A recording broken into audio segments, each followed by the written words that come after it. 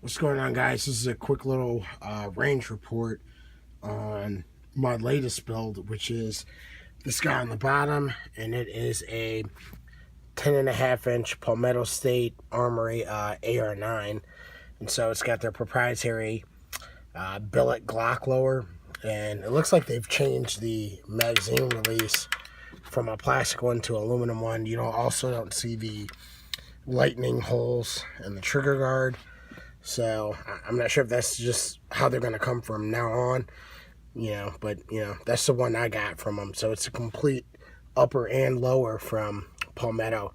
I put on my standard lower parts kit that I get from Outdoor Sports USA. It's $89. It's the same one that's on my 223/556 Palmetto 10.5-inch upper. So these are pretty much like identical guns. One chambered in 9mm and the other chambered in 556.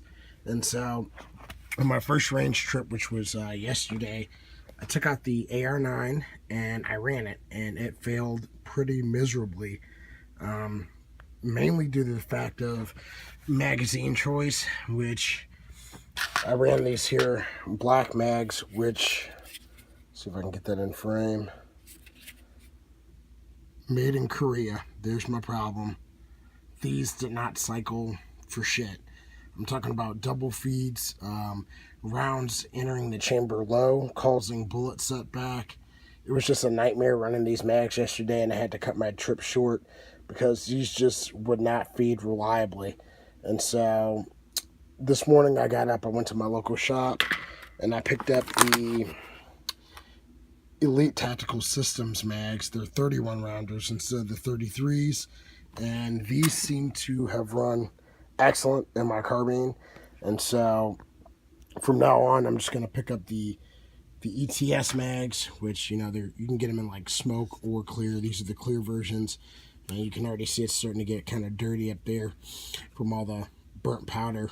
And yeah, I'd go with these. These are $22. I can get them at my local shop, and they work. I mean, that's all I can really say about them.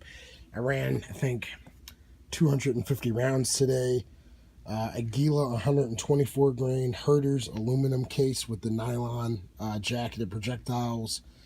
I also ran some MagTech 115 grain and some hollow points by Independence, and they generally have a small hollow point pocket. And so I tried those.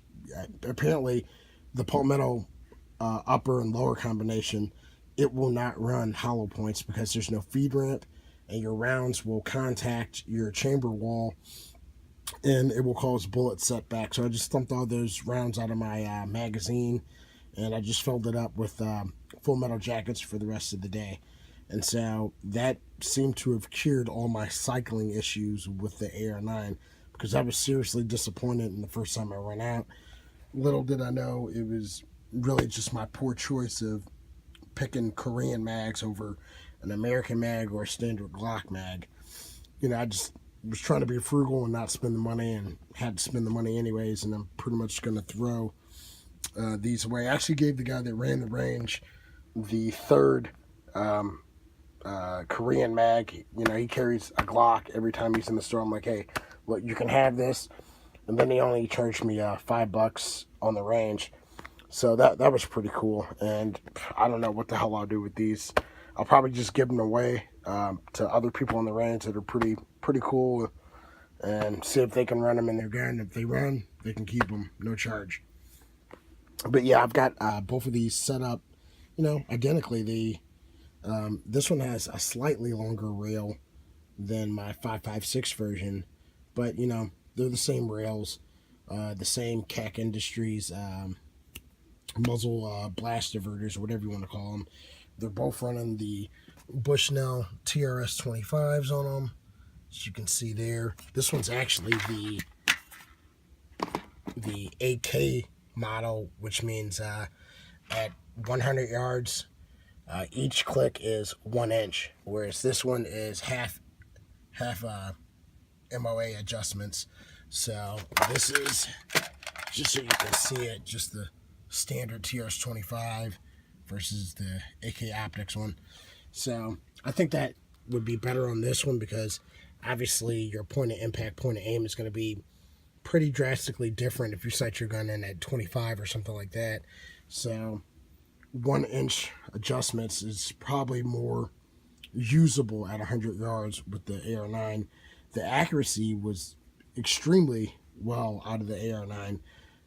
Given I was only shooting about 25 yards, but it did perform really well. So far, I probably have, I don't know, give or take about 400 rounds through the AR9, and I'm going to continue to put rounds through it and just see how it really truly functions over time. As far as like my buffer and springs go, I'm using the Call Valley Precision, I believe. It's from Joe Bob Outfitters. It's a solid stainless steel buffer, 7.5 ounces. My kit only came with like a standard carbine kit or carbine buffer and spring. I left the standard spring in there because the other day when I was running the 308 buffer spring with the 7.5 ounce stainless steel buffer, dude, it was super hard to pull back on that small charging handle, which this one just has just a basic one. There's my 556 has the Strike Industries, which I'll probably get a second one and run that on this guy. So other than that, just getting some information out there about the Palmetto AR9 and some of the troubles I had with it and trying to save other people some trouble, which for me, it was just the mags, the shitty Korean mags. Just don't waste your time. Get the good ones. At least at the very minimum, get these ETS clear ones because they seem to work pretty good. Loading them was not hard. It took all 31 rounds and they fed reliably. So I'm just going to stick with these. I'll probably get, 2 or 3 Glock ones in the future, but 333 rounders for now is enough for me to go out and test it. This is not going to be like some serious home defense piece or anything like that for me. It's just going to be a fun range plinker that just isn't going to cost me as much money as shooting the 556. And this thing is incredibly reliable. So that's why I built a second one just like it. And yeah, that's about it. Other than that, you guys take it easy. Peace.